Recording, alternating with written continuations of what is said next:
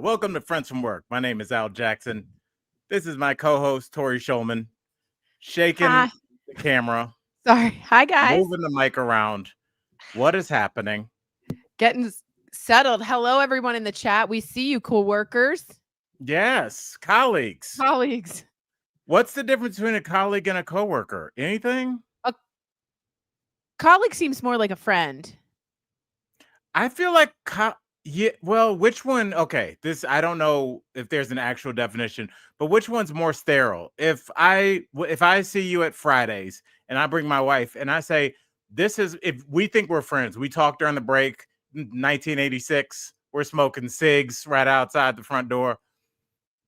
If I say this is my coworker Tori or this is my colleague Tori, which one's like a colder term? Like a more like colleague. I think colleague, and maybe it's the hard G, like G, but coworker sounds like we are into something. We're coing. Oh, see, to me, I feel like colleague is like we are equals. This is like my colleague. Like coworker just seems like I legally have to we are co-working together in a space and that cannot be argued. Like it doesn't seem like, hey, what's up, Shelly? It doesn't seem like there's a lot of warmth there. But yeah. Okay. I've actually had a great day, Tori. This is not just a straight plug for our new sponsor, Snarfs, but I went to Snarfs today and ended up talking to some of the guys there, and they watched DBL. I saw this. Yes, this is insane. That's so funny. Yes, it's so weird. That show just will never end. I do want to give a shout out to Michael Dean's Chemical Peel. We just had a pre-show meeting. Did you see how shiny and new Michael Dean? Can you pop on screen really quickly? Oh, don't make me do this. You look look at that man. He looks like when aliens take over and can just print human beings. Like that's how flawless your skin looks. She put like half an hour, like little extractions all over my face. It was so painful. But is it good painful? Because a lot of the women I know like kind of like it. Beauty is pain. I love it. I'm all about it. Oh, gotta go. No. And then Michael Dean, that was quite the segment. And he's like, Al, and I've heard enough of you. Click. All right, Tori, really quickly, tell us what happened at the Colorado Company today. So today we had a chef come on from Guitarra, and we made cacio e pepe. Cacio e pepe. And then I got to take it home, which I love doing. And then we had what is that? It's a cheese. It's a pasta, tagliatelle, with a pot, which is just pasta, homemade pasta. And then you add Parmesan and a type of cheese called cacio. And then you add some mascarpone and black pepper, and that's it. So it's this very simple meal, and it's like at the heart of it's Rome's signature dish. So it was really good. And then we had folks on from the United Way, and we talked about volunteering.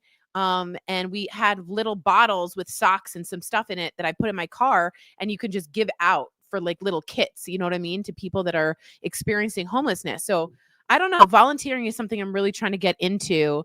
By the way, Julia, it was rich. And I'm lactose. So is Al. We're lactose. Yes. But I ate out. Yeah, you still handle it. Tori, before we get to today's stories, can you please tell me what you said that little girl from the fashion show yesterday told you? Yes. Okay. So I had a fashion show on, y'all, for the Be Beautiful, Be Yourself fashion show. It's in Denver every year, and it's for the global Down syndrome. So kids with Down syndromes are actually the models. And we had a little preview, a little model walkthrough with 5 kids with Down syndrome, and their parents were videoing it, right? And one little girl comes up to me and she says, she hops on the chair that I'm interviewing someone else on, and she goes, "Can I tell you something, Tori?" And I said, "Yeah."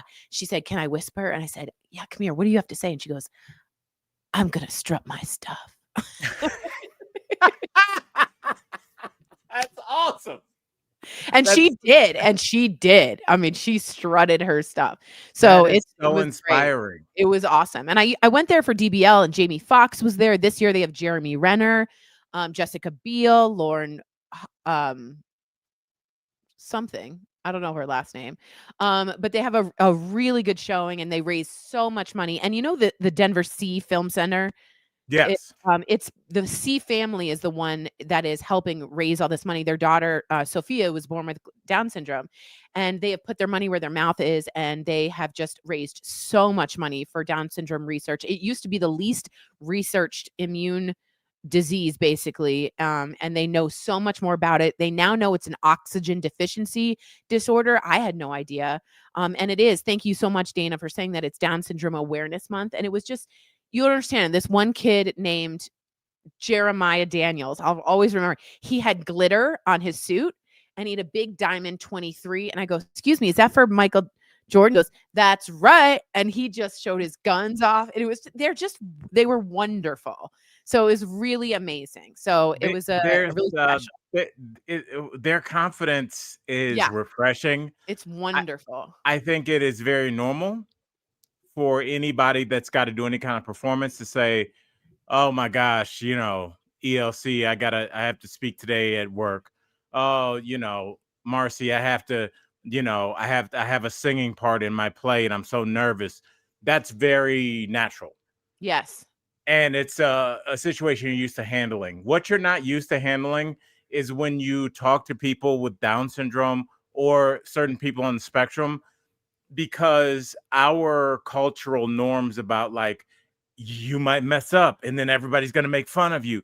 They don't have that. No, it's just so freeing. They are unbridled and they're so just cool. like, I'm about to kill it. And then they just walk away. And you're like, I didn't even know you could say that. No, they were superstars. They were like, and they were all like, mwah. And they were like, just did all these things. And I was like, okay, walk. Okay. I told you, Tori, it's something I will never forget. And I'm a person that doesn't remember a whole lot of his life. When I was doing MTV Made, it was a show where MTV would pair a coach with a kid that wanted to do something. So if somebody wanted to be a dancer, they would pair some high school kid with, a young Paula Abdul, and she'd teach him how to do choreography, and so that was kind of the premise of the show. I was a coach on there for a kid that had autism. So I didn't realize like how long I've been in like this world, but this was probably 2011, maybe 2012. And he wanted to learn how to meet girls and do stand-up. His name was Jordan. He was a kid in Southern Indiana. And the final, I was with him all summer. I feel like shows like this don't exist anymore. Tori, we shot 8 hours a day for 2.5 months. Like, it just like, can you imagine like what that would cost now? But it was just me and a cameraman, and we would just be like, oh, Jordan's at school. We just go film in the cafeteria. And his final thing was he was going to perform at the Improv, the comedy club. He was going to do stand-up for the first time. It was going to be on national TV back when MTV was big. This is back when like Jersey Shore was popping. Like MTV was viewed. And I was like, I can't imagine how nervous this 15-year-old kid who's never done stand-up is about to do it on national TV your first time. And I go up to him and I was like, Jordan, I put my arm around him. I was like, let's get away from the cameras for a second. He's like, okay. And I was like, look, I know that you're nervous. And I had this whole speech prepared. And Tori, he cut me off and he just goes, Al, I'm completely confident. Let's do this. And I was like, that is the most manly thing anybody has ever said to me. Good for him. It was like something The Rock would say. That's amazing. Like, who is this effing kid? I get nervous doing stand-up, and I've probably done it 10,000 times. Yeah. And he was just like, let me stop you right there, buddy. I got this. And then he killed it. Thank you, awesome. Lucy. I hope Lucy, thank you so much. I'd always do a shimmy. Is that just your natural response now? to the money, it is. Lucy, yes. We really appreciate that. We really appreciate that. Also, one of my eyelashes is going up and one is going down. So look at the you look like you slept in your car last night. I'm up. I'm here. You can't dock me. I don't know what's going on. Lucy, thank you again. That means a lot to us. It really, yes, really we're going to use that money and get Tori's eyelash fixed. All right, Tori, let's get into it.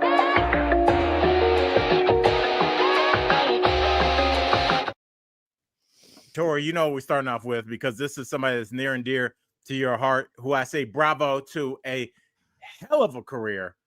We lost Jane Goodall She's passed away at 91 years old. Tori, the floor is yours. Okay, so I've read every Jane Goodall book, and she's kind of a hero to me. And if you guys didn't know, she didn't go to college to study or research. Dr. Louis Leakey actually wanted someone with fresh eyes and unbiased from science. So he wanted someone who hadn't gone to school, and she had always wanted to go to Africa and study animals, since she studied animals in her little garden in London. And she applied, and he picked her, and she went to the Gombe rainforest in Tanzania, and she started studying famously the Tori, chimpanzees. it's pronounced Gombe, Gombe, Gombe. I'm sorry. That's horrible. Was that okay? The Gombe chimps were studied, and she sat and watched, and not only did she learn that chimpanzees were not vegetarians, she saw the first time ever that they were using tools. She saw a chimp use a stick and put it into a termite log, pull it out, and go like this and start eating the termites. So she realized they're meat eaters, they're tool using. And then she also figured out that they're very violent. And she watched tribes of chimpanzees kill each other and eat the babies over one line in the sand that was one chimp's family territory and the other chimp's family's territory. But she has grown into first of all, back then she was a National Geographic cover model with all the chimps, and we were learning so much about chimps from her.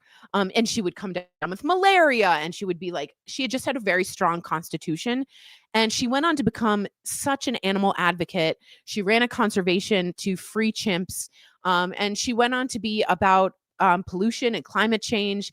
It's a giant in our world. I mean, she was just single-handedly changed the way we saw primates. We learned about primates. We understood primates. And there's all these videos of a chimp being released. And before he goes, he turns back, jumps on the cage, and just hugs her. And she had a way with animals very few people did. She knew how to do the chimp call. It was like, ooh, ooh, ooh, ooh, ah, ah. She would like do this, and all the chimps would run up to her. They would groom her. And I started volunteering at a wildlife center in California because of her in Silmar. And her favorite animal of all was the dog. So I absolutely thought she was one of a kind and just an angel on earth. And she died at 91, having lived such an amazing life as a woman too. You know, she really pushed the boundaries for what women scientists were doing. And she was young, and she changed the map of what we know about chimpanzees and other animals. So may she rest. And I hope we live out her legacy, because she was a game changer, Al. She was an absolute game changer. Absolutely. And it's, you know, the old statement that still rings just as true as it did the first day: on the shoulders of giants. Yes, she was a giant. She was. This is when the more and more research we do, where we start, you know, mapping the DNA sequencing of chimpanzees. It's like, it's from this research. This is kind of ground zero for all of that. And Al, may I add that she realized that chimpanzees, when they are at war with each other over land, is exactly like humans. Exactly. And so she saw how closely related we are in that way too. And people always were like, how cute, how cute. And she saw the violence and saw the cannibalization of their own babies. And so she really expanded our view of how far and how long war and tribalism has been a part of the human condition. We're about 98% chimpanzee, you know what I mean? So it is insane how similarly violent we are and what it means as a metaphor for us as humans. So I don't know another woman that changed advocacy for animals more than Jane Goodall. She was just a wonderful, amazing human being. I just can't say enough about her. And if you're interested, her books are so interesting. She had a son in Africa, and he didn't like the chimps, you know, so she had to keep him covered. But yeah, she was the first to name the chimps and understand the family dynamics between the chimps and the alpha male, and how the alpha male would have to be picked every season. And it just really an amazing, just a human being that I really look up to. Well said. Let's leave it at that, and let's move on.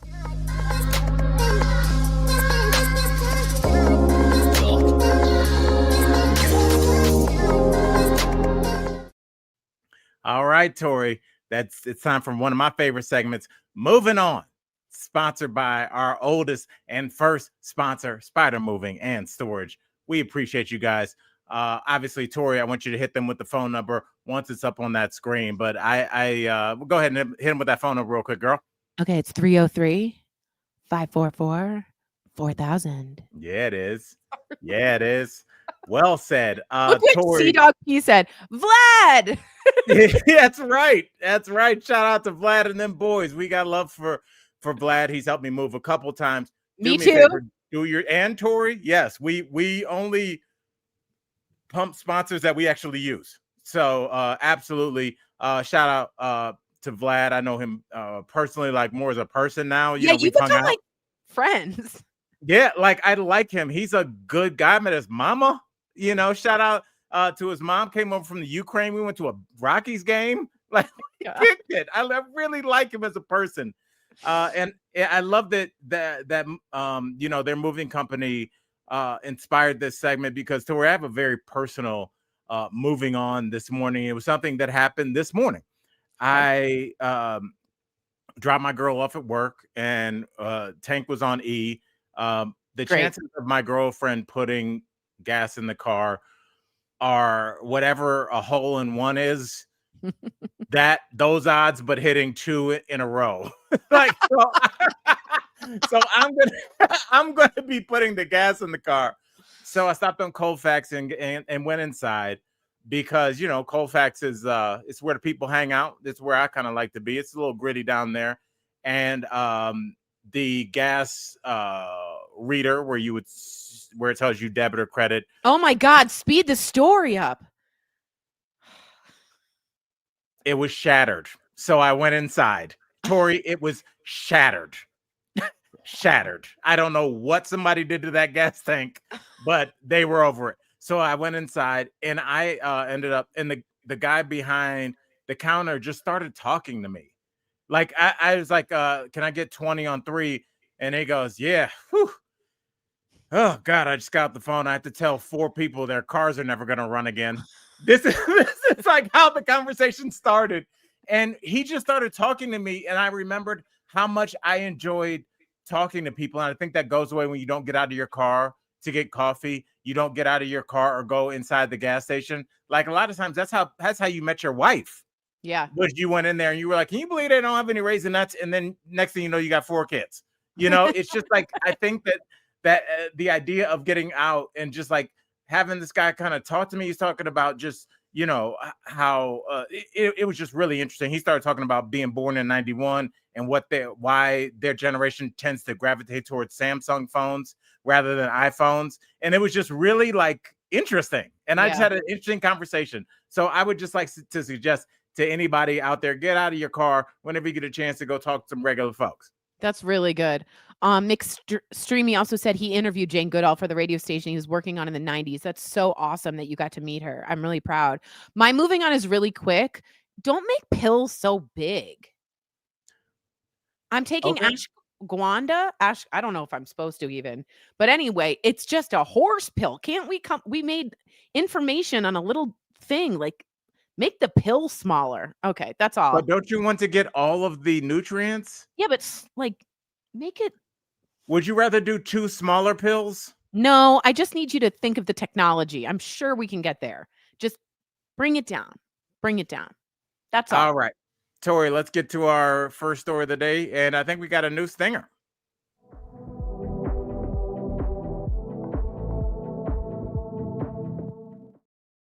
That's awesome, Al. All right. We're talking about politicians and we're talking about our government shutting down. It is shut down, Tori. Have you felt it? No, but soldiers have. They are not getting paid, by the way. And just so you know, the ballroom in the White House is still going to be paid for. So talk about priorities. Yeah, it's you know, Michael Dean informed us yesterday when we briefly brought up the subject as this was preeminent. It's so interesting how they're like, it's the government's shutdown, so no one's going to get paid. Well, is the government shutting down? No, the essential workers have to go to work. Okay, but they don't get paid. What? So like, what is Congress is getting paid, my friend. Congress is. I just don't understand how we allow these nerdy lawyers to run our society. There was a period of time where like people made fun of politicians. They were openly nerds. And we have slowly, because they realize that all they have to do is use divisive language and they can grab up more and more power by just because remember, like when Republicans used to talk about fiscal conservative, and everybody's like, would you shut up, dork? And they realized they were like Mexicans, right? And people were like, finally. Yeah. It's so sad that it was that easy that these dorks like Ted Cruz, he's a dork. Marco Rubio is a flaming nerd. We need to stop allowing these dorks to shut down our systems, our cities, our government, and tell people we're not going to pay you. Okay, well, I'm going to stay home. No, you're essential. You have to go to work. Tori, what is this madness? So I just want to let you guys know the holdout is over these Medicaid and healthcare subsidies that the Democrats are saying need to come over into 2026. And the Republicans are thinking that they'll blink first, right? It's a showdown, right? And I want to be honest with you guys. I only work part-time at Colorado and Company, and I qualify for those subsidies. Like, I'm very open about this. I used the Affordable Care Act and I used the government subsidies so I can afford myself healthcare. And so it doesn't just affect the people that you think are, it affects a lot of us. And AOC was on today and she's just like, we're not going to blink first. We are not going to back down.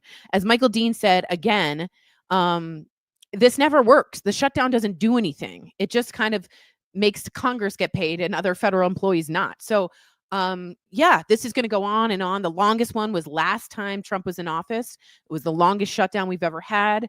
So expect this to last maybe a month. I mean, for real, it's going to go on and on. And if I know Trump's negotiating skills, he's going to not blink. And the Democrats have to stand up and have some backbone, and they're not going to blink. So this is going to be a showdown, Al. Brandon said, dude, my private insurance doubled this open enrollment plus new spouse surcharges. I was going to pay you guys. I think it was like $1,000. What was it? $1,200 a month for myself for like the most basic. And I was like, this is insane. So anyway, I just wanted to say that's what the showdown is about. And Mike Johnson was just on George Stephanopoulos saying it's because the Democrats want illegal immigrants to have healthcare, and he got schooled by Stephanopoulos and was like, that's not true. That's not in the bill. It's just about these healthcare subsidies for American citizens.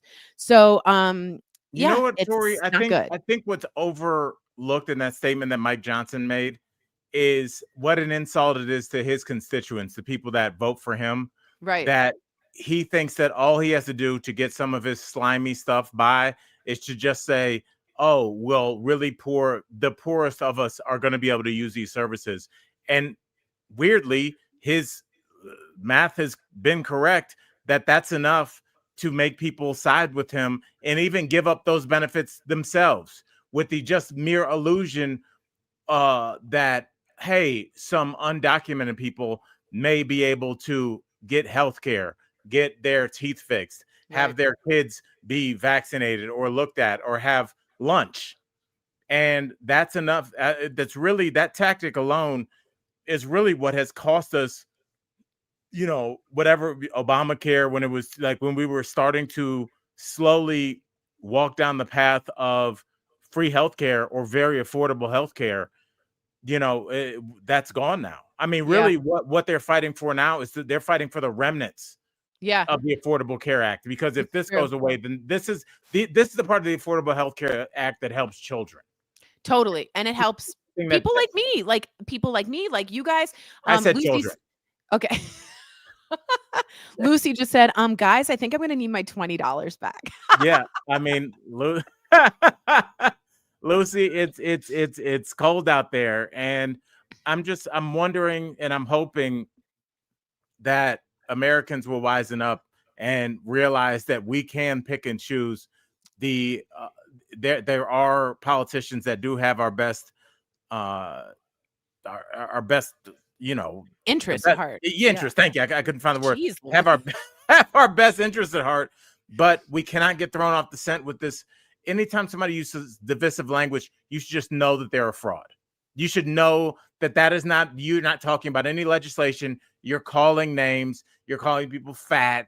You're calling people dumb. You're calling them urban cities when you just want to say black people. Whenever you hear this, just know that even if that's how you feel, which is gross on its own, they still don't have your best interest at heart. They just know that that's how you feel. So they're just going to say this so they can continue to have these careers and these lifestyles that they do not deserve as they roll away in a car service and they leave you in your town desolate without jobs. Let me say one more thing. I hope Congress has to get the health insurance we all do, because they have top-notch health insurance. Just make them do what we all have to do and then see what they do. It's absolutely so unfair. Tori, So I will never forget. Do you remember when Trump got COVID?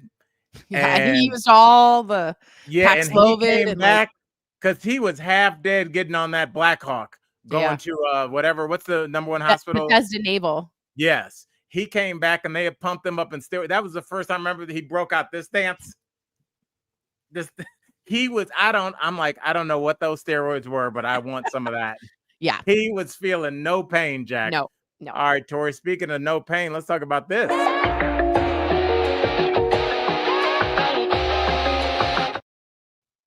Tori, we are celebrating 40 years of breast cancer awareness. Isn't that crazy?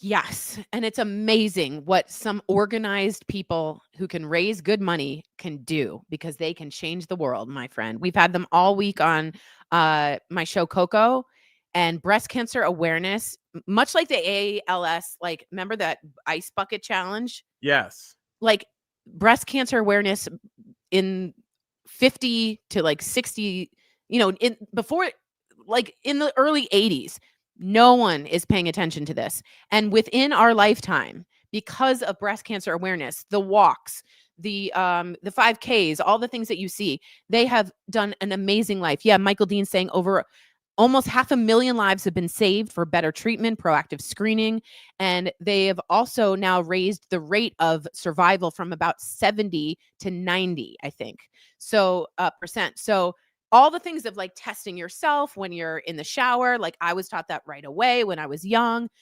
This all came from people trying to raise awareness. So it takes a lot of grassroots organization.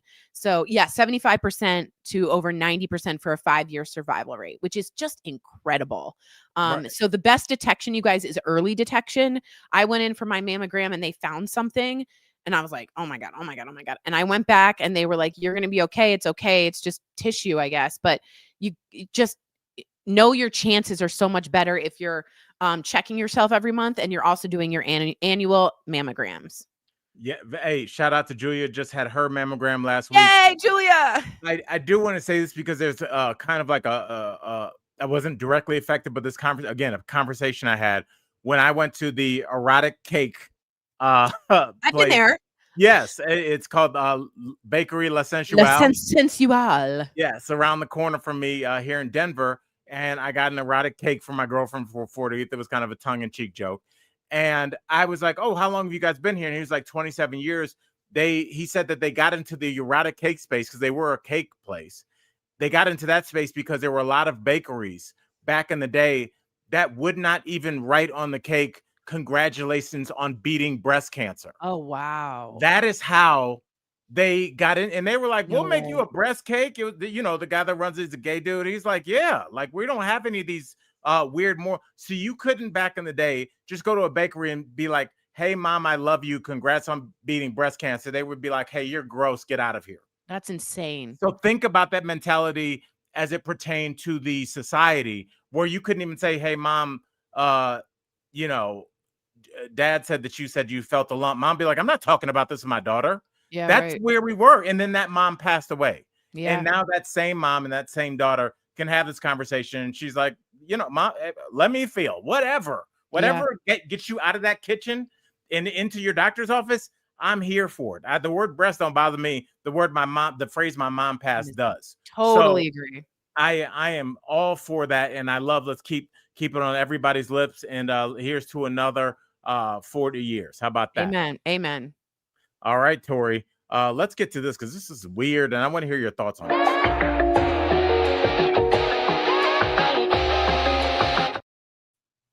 All right, Tori, I read this story and it didn't make sense to me until Michael Dean kind of talked about it. It's the Navy, the false active shooter Yeah. hoax. What do you know about this?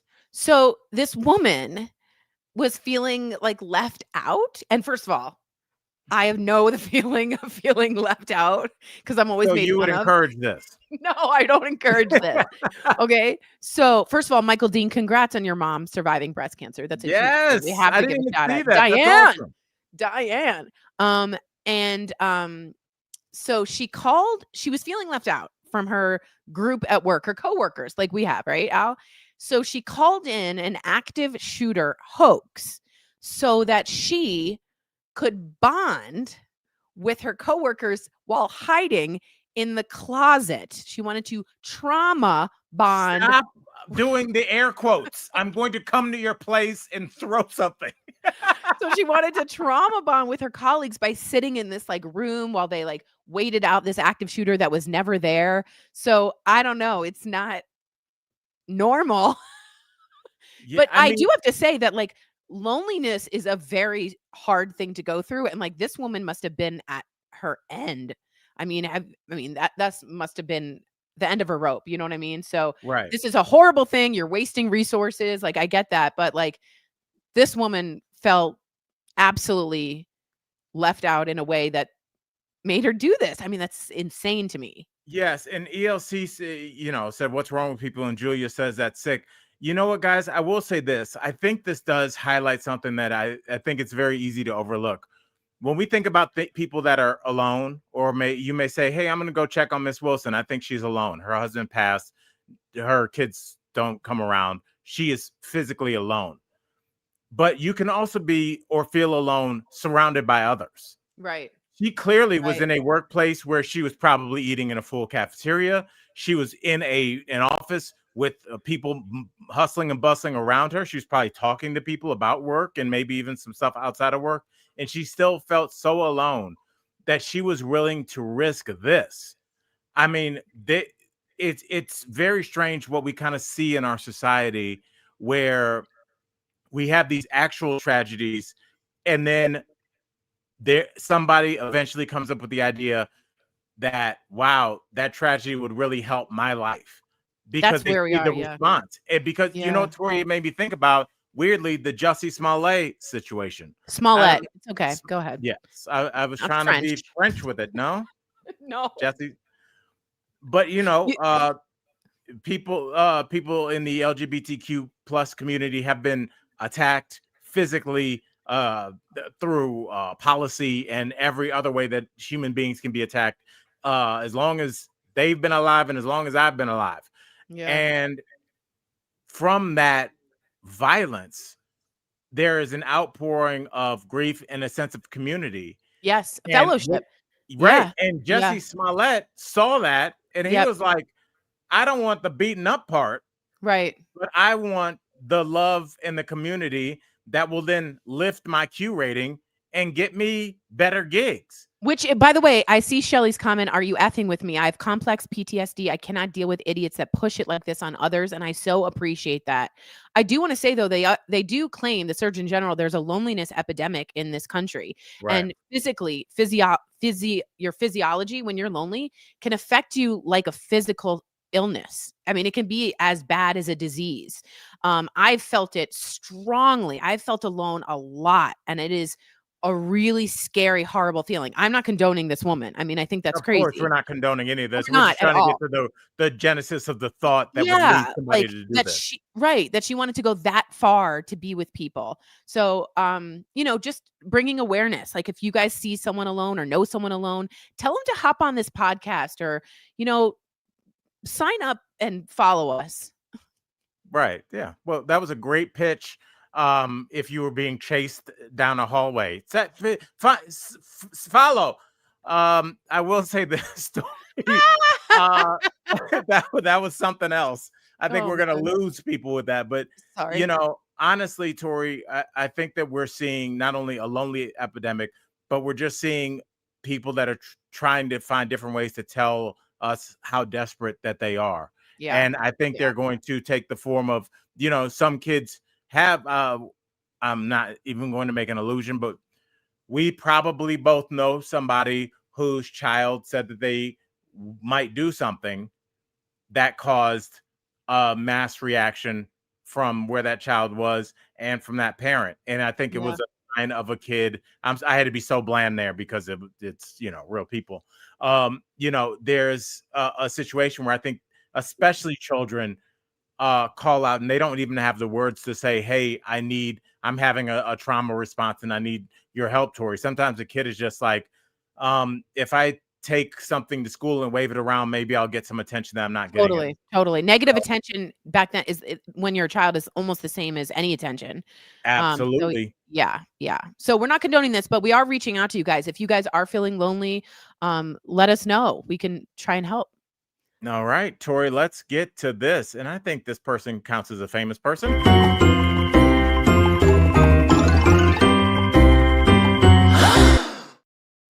All right, Tori, the Pope. Is this the woke Pope? Yeah, he's from Chicago. Shutdown. He's a White Sox fan. Chi-town. I think that this Pope is going the right way. The more of a regular person you are, the quicker, because regular people like us, anytime there's a politician, it's like, hello, I'm a Yankees fan and also go Bears, football first down. And you're like, get away from me, you robotic weirdo. Like Elizabeth Warren. Yeah, when Elizabeth Warren was like, I'm going to drink this beer. We were like, don't do that. It's so bad. Yeah. I just think a lot of times if you're a driven person that wants to become a politician, especially a politician, you realize early, no smoking, no drinking, no partying, no arrest record. And you slowly have to remove yourself from the herd because that happens with teenagers. That happens in college. So you haven't been around regular people in a long time. Yeah. And then your PR person saying, we're making a campaign stop at Buffalo Wild Wings. And you're like, what's that? Oh my God. Yeah. It's not good. It's not good. So if you guys want to know this Pope from Chicago, and I think they interviewed his brother, like Lewis or something. He was like really cool. But the Pope said, someone who says that I'm against abortion, but I'm in agreement with the inhumane treatment of illegal immigrants in the United States, I don't know if that's pro-life. And I know George Carlin made the same comment a long time ago when he was like, they're very pro-fetus, but once the baby is born, they're not pro-baby anymore. And I just think that's a really interesting point. So to have he said they're not interested until they get to military age. Exactly. And they're very interested. Exactly. So this is an enormous break from the Catholicism and abortion. I mean, I can't tell you what a cataclysmic shift this is. And I expect a lot of people to feel uncomfortable with this. But I mean, to me, bravo for that Pope for speaking his mind. And I'm just very impressed, very, very impressed with this Pope. And I don't know. I don't get the Pope is very important to so many people. And I hope this guy stays in power. I really think so. Absolutely. And I think that there is, because we have seen things online, there has been a trend and also an uptick in younger people going back to religion. And I think they could grab a lot more young people because I think there's a natural inclination in a lot of us to want to believe in something bigger than ourselves. Yeah. I think a lot of us have kind of seen or felt things that felt unexplainable. Yeah. But when you try and look towards religion, they're like, come on in, don't bring your gay friend. And you're like, well, fuck you. Yeah, totally. My language. You can fuck right off. Yeah, because if I can't bring my people with me, I have no interest in whatever you're saying in here. Yeah, so I agree. I think if there's a Pope that is like, we want to, I really want because we see a lot of politicians, not politicians, a lot of preachers that have kind of sidled up and ride sidecar with politicians, but they're always speaking some kind of message like women need to submit, which we'll talk about that. But, but it's just some kind of awful message. And it's like, what happened to like feed the poor? Right. And Pope, who's the one we love? Pope John Paul? Was that the one we love? I think so. He would go in the nighttime and wash the feet of the poor without telling anyone that the Pope's doing this, because that's what actual Jesus teaching was about. I have to say, I'm very interested that the papal group or conclave that chose this pope. I mean, that's a pretty, That's a great point. like, I'm Maybe amazed that they also saw that he could be a messenger for younger people, totally, because when I exactly. see a headline like this, the next headline I see where he's mentioning it, I'm going to finish reading it. Yeah, right. Because Me too. because a lot of times when it's like one of these what do they call them, prosperity doctrine preachers, they're all about, do you know what the prosperity doctrine is, right? I mean, like, prosper. So you don't. The prosperity doctrine is, I love you so much. Like, It's really kind of what you see when you see these pastors that have 3 private jets, and you're like, well, how do they square that with their flock? The prosperity doctrine says that if I have a lot, that means that God has blessed me. oh, That sure. Oh that's why God. people still give them money, Oh my because God. they're like, hey, clearly I'm killing it because God's blessed me. So Tori, even though you have $21 in your account, send me 20 of it. Yeah. God will bless you too. And Yeah. so it's weirdly shady on both parts, because the idea that you could buy your way into being blessed, but also the fact that you could be so rich and still want more. But Yeah. that prosperity doctrine has allowed these kind of snake oil salesman preachers to kind of have, now then they get in and now they start talking about like what women should do and gays. But let's take it back to the old school. It's just like feed the poor, Yeah. look at your fellow Help the man. needy. Absolutely. And when was the last time you heard that? Yeah, When's the last exactly. time you heard that? That They was don't. Pope Francis. That's why people really loved him. And I just think I'm so interested to see what the Pope will do um, in the future and what doctrine he's going to change. So I think that's a wonderful thing for the Pope to change. And I think this will include more young people into the religion. I'm here Smart for it. idea. Yeah. All right, Tori. We haven't had this in a minute, but boy, do we need it.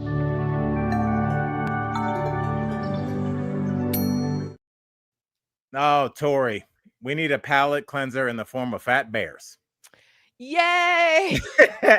I think Michael Dean actually has. Do you have any fat bears? He's the winner. Yes. Ladies and gentlemen, we introduce you to Chunk. Chunk is the winner, number 32, everybody. Chunk. Okay. Yeah. Chunk. Is that okay? I always forget that brown bears are the really mean ones, right? Brown bear lay down, black bear run away. I don't think that's it at all. And that's my problem with nature toys. I don't want to be trying to remember a limerick when there's a brown machine of death running towards me. Brown bear laid down. If I the think bear it's is brown, lay it down, black. Get your ass out of there. Wait, no, I thought if it was black, you attack. Which one do you get big? Oh, black, maybe you attack and you're like, hey, bear. Hey, bear. What do the colleagues say? So if it does happen, have you ever seen a bear in real life? Like without No, I've guardrails? never. No. Gigi said, don't Google fat bears. I remember my sister Googled Dick's Sporting Goods back in the day, and that was something else. Yeah. So Chunk got the most fat during Fat Bear Week, which, by the way, sounds awesome. Okay, thanks, MD. If it's brown, lay down. If it's black, fight back. Okay, thank you. See? Fight back. I think you're supposed to be like, hey, bear. Hey, bear. What? See, I just don't like how casual. Yeah, you just pots and pans. That bear. No, I'm not. I've seen a bear in real life. I was staying at the I was in Lake Tahoe doing a gig, and they put me up at the Grand Hyatt, and it was probably like 6 o'clock at night, and I need something out of my car, and so it was like dusk, and I went out to my car, and I turned around to walk back to the sliding open doors, and there was just a black bear just like sitting next to the trash can. And it just takes you a second because I mean, it's in the mountains. It takes you a second to like realize what you're looking at. And it just stood up and kind of walked away. But I mean, I don't know. It was like a medium-sized one. It was like and I did not know that limerick. So I don't know. That's why I don't want to go in the woods. Everything in there can beat me up. You don't like outside. Can I ask you something? A bear in the gay terminology is someone somewhat bigger, huskier, and a little hairier. Is that correct? If Michael Dean could make sure. Okay, I just wanted to get that correct. Do you know what an otter is? Someone smaller? Yes, but not a Okay. twink. A twink is different. Okay. A twink is smaller than an otter. Okay, so it goes twink, otter, bear. Does Michael Dean have a classification? Is he a muscle? Michael Dean a muscle Yeah, daddy? what are you, Michael Dean? Because you're like, I'm getting some muscle back. I'm more of a muscle gay. What's that? That needs a name. Can't you be like a kangaroo? They're very muscly. That's true. All right. Well, so I mean, he's a gym bunny. Okay. Oh, a gym bunny. Okay, I like that. Okay, I'm down with that. Shout out to the gym bunnies. All right, Tori, I want to get to this story because I guess this person can qualify as being famous, but this is weird.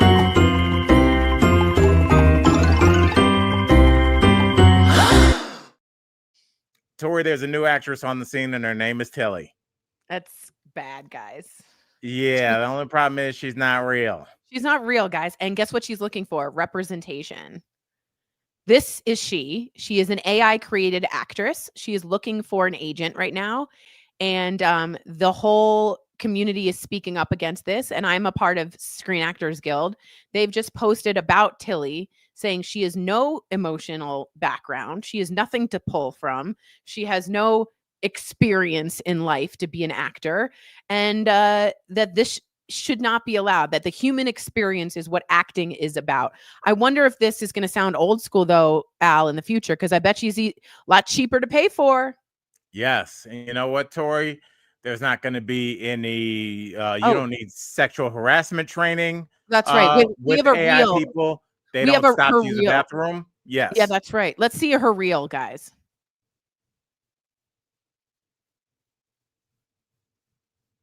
Oh, my gosh.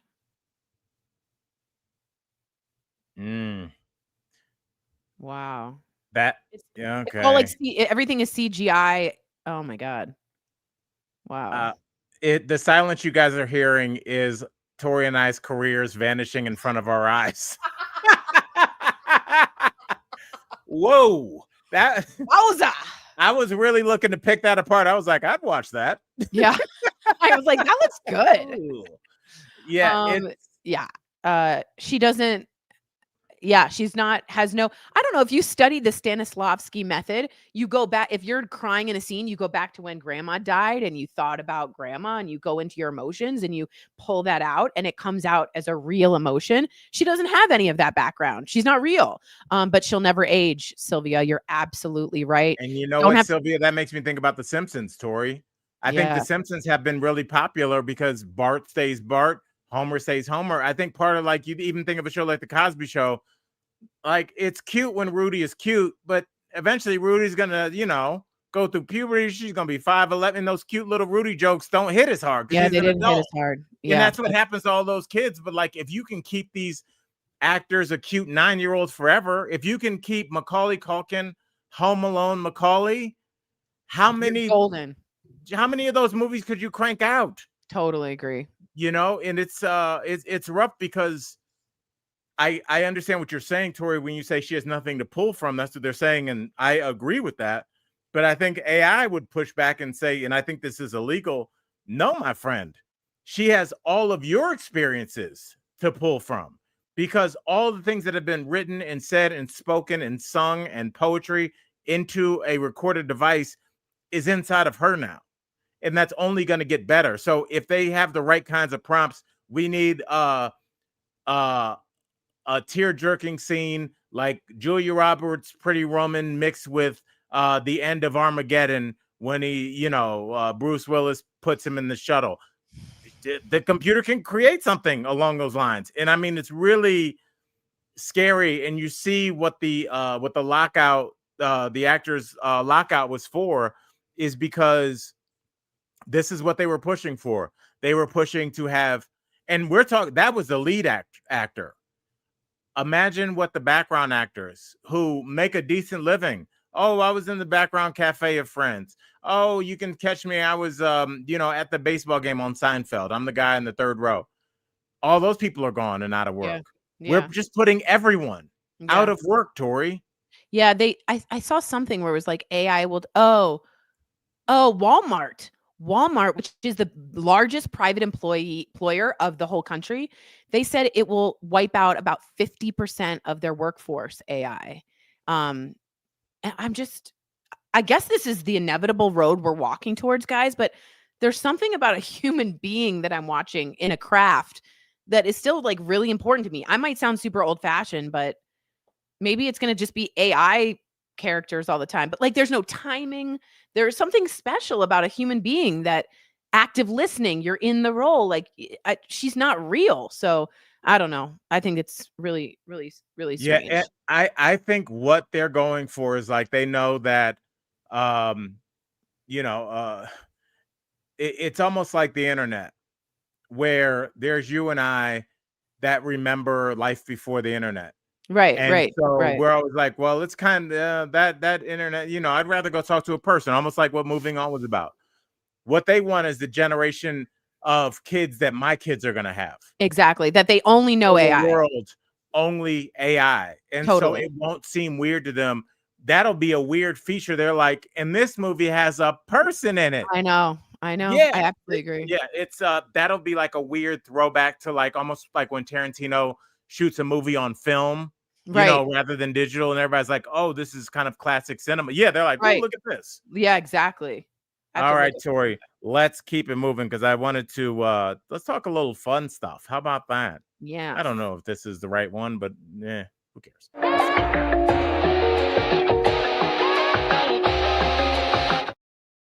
All right, Tori, we're talking Wheel of Fortune. This is so exciting, you guys. They have ramped up the price for or the winning prize money. Guess how much this woman won? $10,000. No, she won $1 million. Oh, She won $1 million. It's the largest prize that Wheel of Fortune's ever given out. I kind of think they need to do this, Al, to stay relevant, don't you? absolutely. First of all, doesn't that photo look like AI? Yeah, totally. Ryan Seacrest might be AI. I mean, that would be one of those things where if it does come out later that he is AI, it's like, everybody would give it and be like, all right, you got it.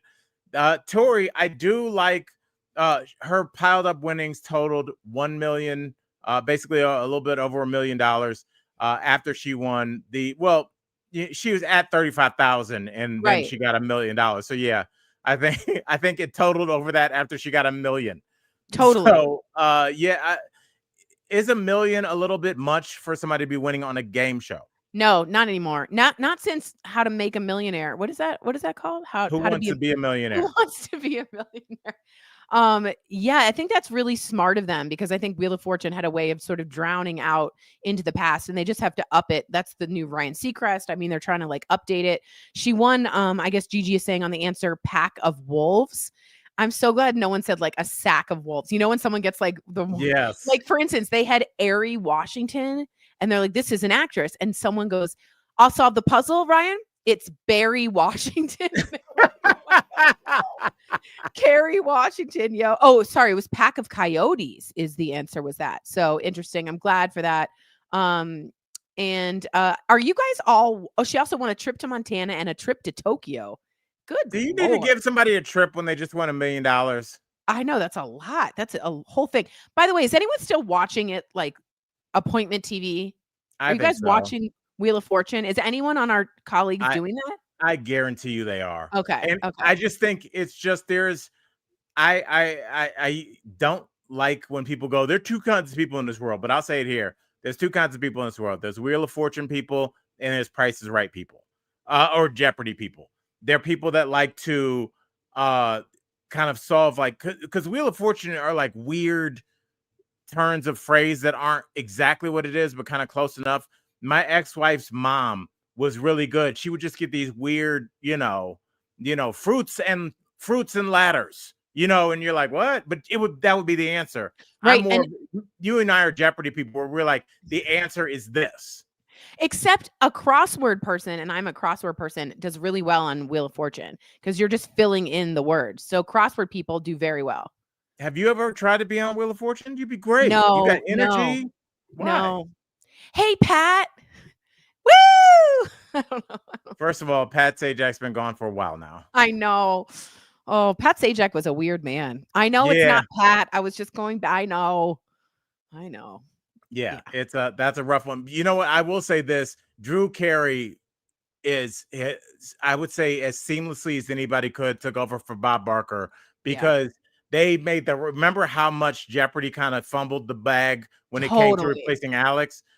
The Price is Right knocked it out of the park. Drew Carey is like a personable guy, and like I went to a taping, and he talks to people in between the That's commercial awesome. breaks. He's just like really meant to do that job. He's awesome. Good for him. I Well, like that. And Drew from did really Cleveland, well. so. Does everyone think Ryan did well? I don't know. Something about Ryan is artificial to me, like a little phony. I don't. I'm a host with a different style. I like to host very normal, real. And Ryan is always like, Karen, let's dim the lights. It's like, okay. I think Ryan Seacrest is a station manager or executive producer's dream. He's Ugh. got crossover looks that are good enough. He is professional AF. I think he's not. I think he's a going to little. be on time. There's not going to be any nonsense outside of the thing. No TMZ, him drunk at a club. He's going to do the job. He's a workaholic. I know, Tori, all those things, but he's a safe choice. Yeah, I know. Rather I than hear going you. with this person, he's not going to have a weird political statement where now you got to Yeah. walk that back. He's just going to show up, and Tori, and I bet you if you met him, no matter how you feel about him, you're like, hey, he's all right. Yeah, he just comes across a little bit like, I don't believe that's who he really is. Like, I want someone like really relatable as a host. But to everyone, their own spin of the wheel. I don't think that's a saying.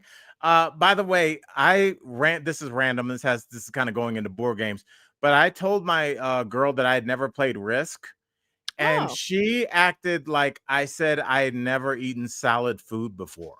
Have you played Risk? Is it that popular? No, but I know a lot of people that have. It's a really cool global strategy, political strategy game for people with like, it's really complicated. Like, I couldn't do it. I could not do that. Well, that's good, because we're asking people to listen to your opinions, and you're like, this board game, man, I tell you. But that's a different type of person, you know what I mean? I think, I don't know. I also had this other weird epiphany. Is Candyland and Chutes and Ladders the same thing, just with No, they are not. candy? No, they are not. What's the difference? One, you're going through peppermint forest and you're trying to get to, I think, like the princess in the end.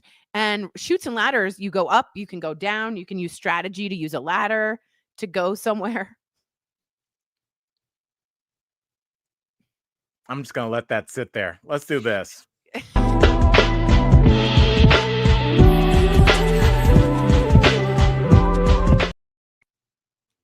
All right, Tori. Okay. We need a fun fact from you, and it looks like you do not have one. I got one. Okay. I think this is really interesting. Bees can fly as high as Everest. What? Isn't that crazy? They can go past the cannot death be zone. true. There's no bee. No, they can't. Yeah, they can.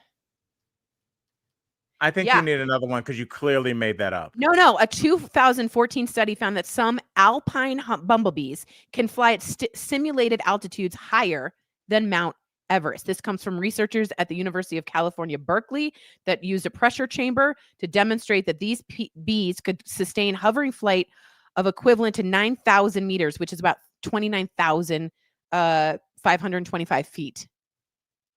All right. Do you have another one? Okay, yeah. I think that's cool. You don't think that's cool? I think I don't know. That it may be. I mean, alpine I just bumblebees. gave you the reference. This is University of California, Berkeley, guys. For anyone who's not believing in me, you can check that out. Okay, everybody guess in the chat. What is the national animal of Scotland? I'm gonna go with the platypus. Okay, Al says the platypus. Anybody else in the coworkers, colleagues?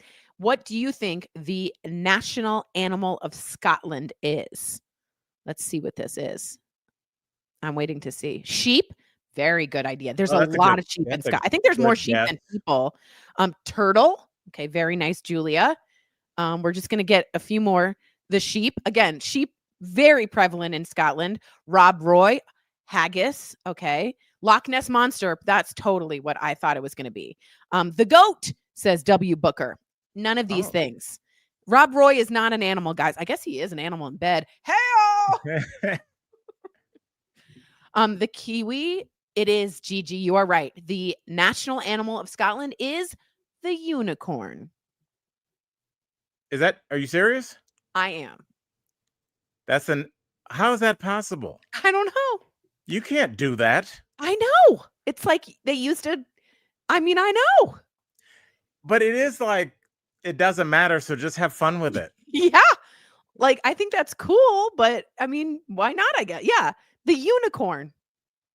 And just think about like when you're a little kid and, Ugh. you know, you're just like, oh, tell me about the place I'm from. It's like, oh, our national animal's a unicorn. You're like, I'm hooked. Yeah, I'm here. in. I'm Yeah. totally in. Rob Roy. Who is Rob Roy? There's a book about him, and he's a Scottish man, and he's very manly and burly, and he takes women. All right. Tori's getting hot. And so that's going to do it for today. Tori's gonna need to go plug in her Rob Roy. Or whatever that is named. Oh, and God bless you. Lord. Colleagues, we appreciate you guys. Make sure to tune in tomorrow. We got more great stories. Tori, I love you. And with that said, we're out of here. Michael Dean, take us out.